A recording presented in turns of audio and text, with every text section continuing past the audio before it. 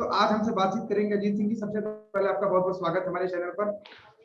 Thank you Saurabh ji. सबसे पहले तो मैं आपसे ये जानना चाहूंगा कि आप कैसे हैं, स्वास्थ्य कैसा है आपका? बढ़िया बढ़िया, एकदम फिट है, टनाटन है जी। चलिए, उम्मीद करता हूँ कि आप हमेशा अच्छे रहिए, स्वस्थ रहिए। आप थैंक देखिए यू। पहलवान रहे हैं, पहलवानी का आपने कोचिंग भी दी है, और एक पहलवान को लेकर के खबर आई पिछले दिनों, जिसने एक पहलवान को जो कभी तिरंगा लेकर के घूमा करता था, जिसने जिसे कभी सारा देश अपनी शान समझ रहा था, वो पहलवान क्रिमिनल बन गया। पुलिस पीछे पड़ी, गिरफ्तारी हुई। मैं बात कर रहा हूँ सुशील कुमार जी की। जी, तो क्या पूरा घटनाक्रम रहा, क्यों ये सब हुआ, और क्या ये होना दुर्भाग्यपूर्ण नहीं है? एक रेसलिंग की दुनिया में एक मुझे लगता है बहुत बुरा प्रभाव डालेगा ये। तो क्या मानते हैं आप, मैं आपसे जानना चाहूंगा। देखिए दुर्भाग्यपूर्ण तो है ही, इसमें तो कोई दो राय है ही नहीं। और इतना बड़ा सितारा हमारा, इतना बड़ा स्पोर्ट्स आइकन अगर इस प्रकार के आरोपों से घिर जाए तो सबको निराशा होती है। और ये निराशा सिर्फ कुश्ती जगत में ही नहीं है, सारे स्पोर्ट्स जगत में है। और ये वाकई दुर्भाग्यपूर्ण घटना हुई, और मुझे लगता है कि इससे बचा जा सकता था। चलिए, जो देखिए, इस घटना से मैंने एक ही सीख लिया है कि अब तक जो हुआ सो हुआ। हमें अगर हम इससे, इस घटना से आगे के लिए सीख नहीं लेते हैं तो ये ज्यादा दुर्भाग्यपूर्ण होगा।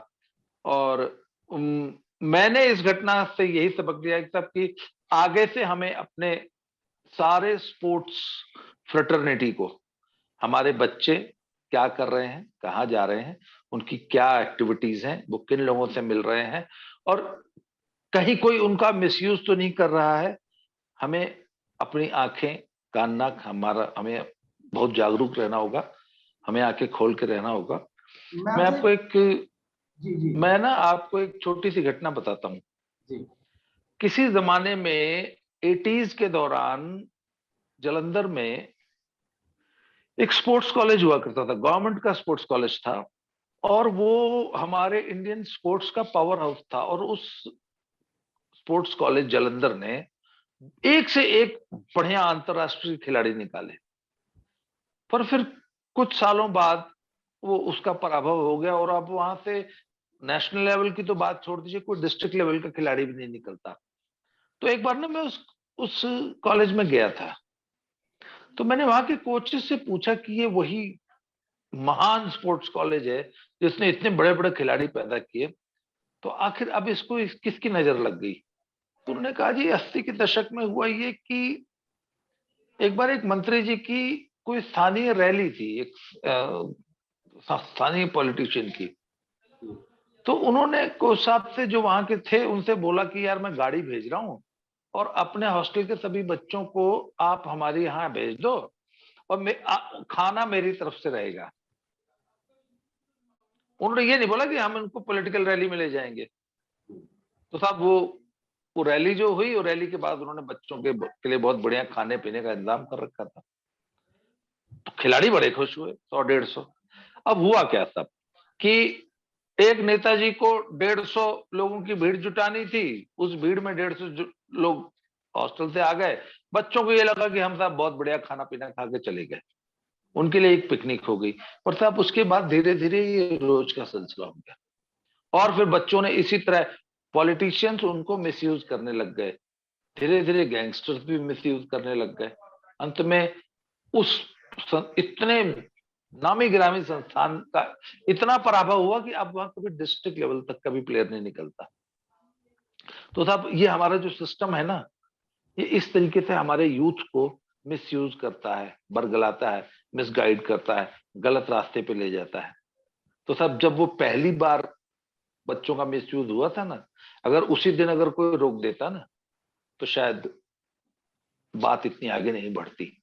जी। चलिए साहब, देर आए दुरुस्त आए, आज भी अगर हम इस घटना से सबक लेते हैं और भविष्य के लिए चेता जाते हैं, तो आई थिंक इतना ही बहुत है। क्या हाँ, अगला लगता प्रश्न पूछिए। है कि कुश्ती का जो भविष्य है देश में सुरक्षित है? हाँ देखिए, कुश्ती का भविष्य सुरक्षित है। और ये ऐसी ऐसी घटनाओं को मैं वन ऑफ इंसिडेंट मानता हूँ।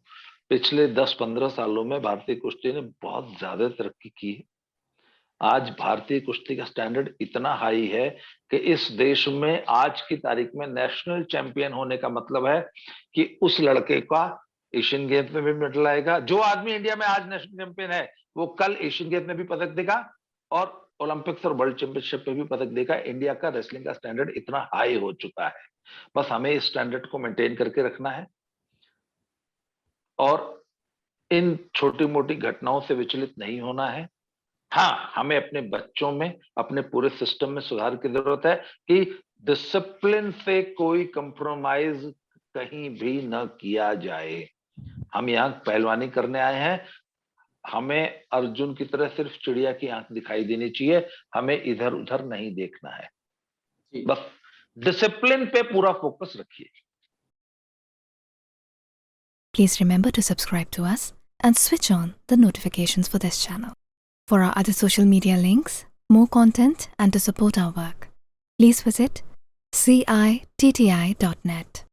Dhanyavad. Namaskar.